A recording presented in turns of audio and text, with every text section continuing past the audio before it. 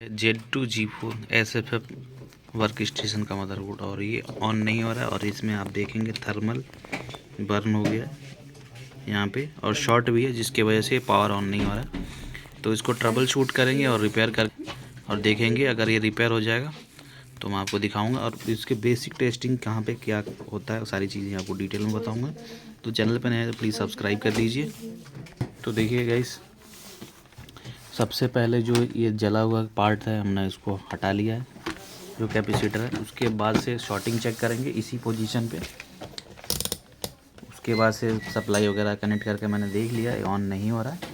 आपको भी मैं यहाँ पे दिखा देता हूँ। देखिए एक 4+4 में आता है, जैसे आपने देखा होगा HP के और मदरबोर्ड में लगते हैं, जैसे 280G4 में या 280G3 में।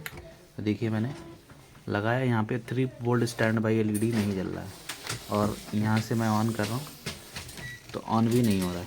अब फ्रंट पैनल पर वोल्टेज चेक करें तो आ रहा है कि नहीं आ रहा, खुद ही पता चल जाएगा यहाँ से। तो देखिए 3.3 आ रहा है, ऑन कर रहा हूँ ऑन नहीं हो रहा है, देख सकते हैं यहीं से ऑन होता है। ठीक है, तो यहाँ पे 3.3 आ रहा है, तो it means stand by voltage आ रहा है, ऑन नहीं हो रहा है।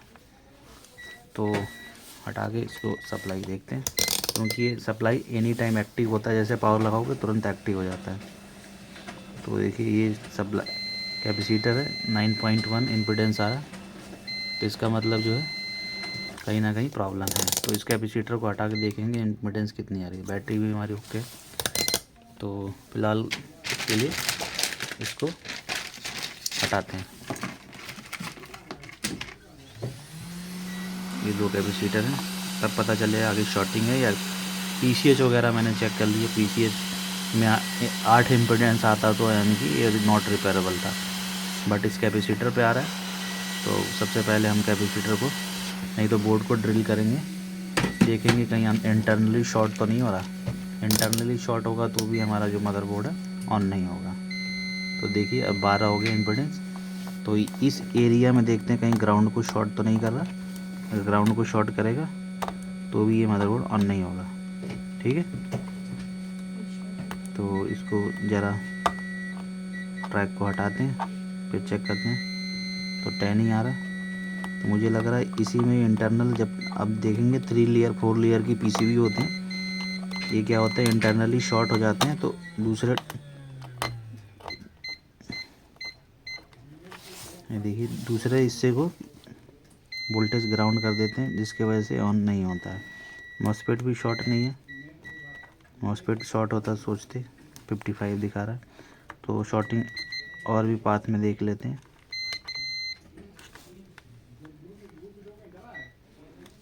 और तो इधर शॉर्टिंग नहीं आ रही है, 9 पॉइंट इधर आ रहा है, 9 पॉइंट इधर नहीं आना चाहिए। अगर 9 पॉइंट इधर आता है तो इट मीन शॉर्ट। एक बार VRM की तरफ ज़रूर विजिट कर लेते हैं।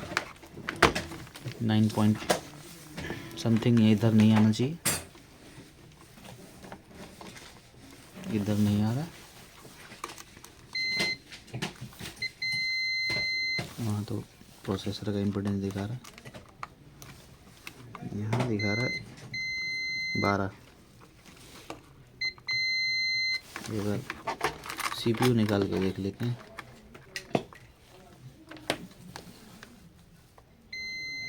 तो भी सेम इम्पोर्टेंस देखने को मिल रहा है। ये लाइन शॉर्ट होने का मतलब है कि 3 वोल्ट स्टैंड बाई जब तक नहीं आएगा तब तक ये हमारा मदरबोर्ड ऑन नहीं होगा।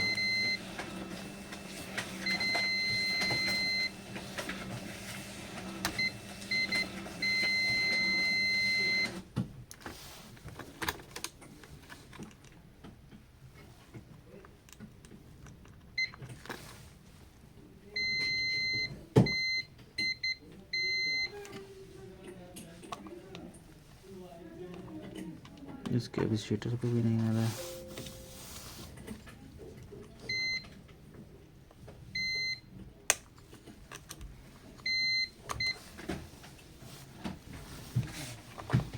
इसी हिस्से में जो है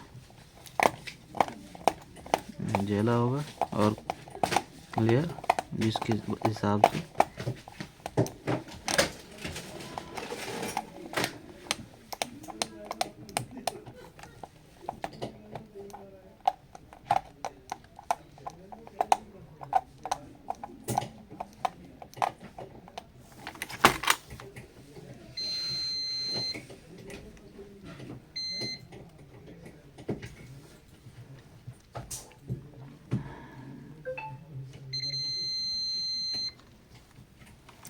तो एक बार और कनेक्ट करते हैं पावर को, देखते हैं। क्योंकि ये पीसीएच लाइन में अगर शॉर्टिंग मिल जाता है इससे आउटपुट कैपेसिटर से कोई भी, तो भी ये ऑन हो जाता है इजीली, बट ऑन नहीं हो रहा है। जो कि हमने यहाँ पे जला हुआ हिस्सा भी हटा दिया, तो भी ऑन नहीं मिलता। अभी एक सप्लाई और चेक कर लेते हैं जो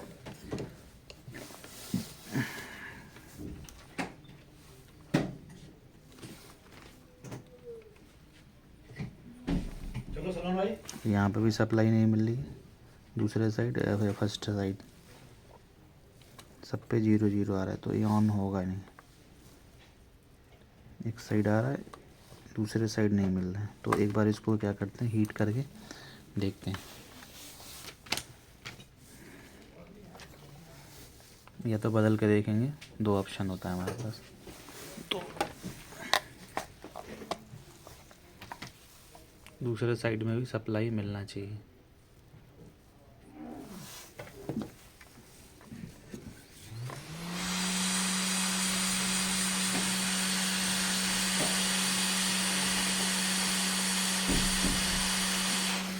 दो ही ऑप्शन होते हैं, या तो चेंज कर लो या तो हीट कर लो।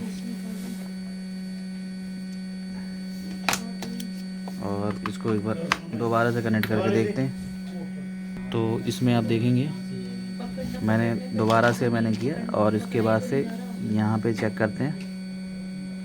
ये देखिए ठीक है 5 2, लेकिन यहाँ पे वोल्टेज नहीं आ रहा है।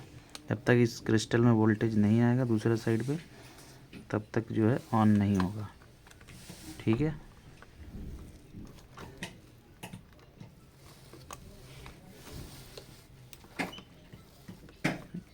देख सकते हैं।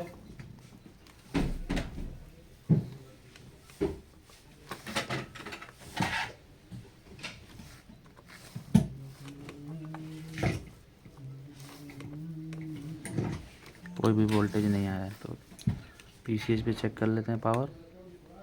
पीसीएच पे भी देखिए 3 वोल्ट प्रेजेंट होना ही चाहिए, तो नहीं आ रहा। इसमें मतलब इंटरनली शॉर्ट होगा, तो कभी इसमें डायग्नोस करके आपको दूसरे पार्ट में बताएंगे। मिलते हैं नेक्स्ट वीडियो।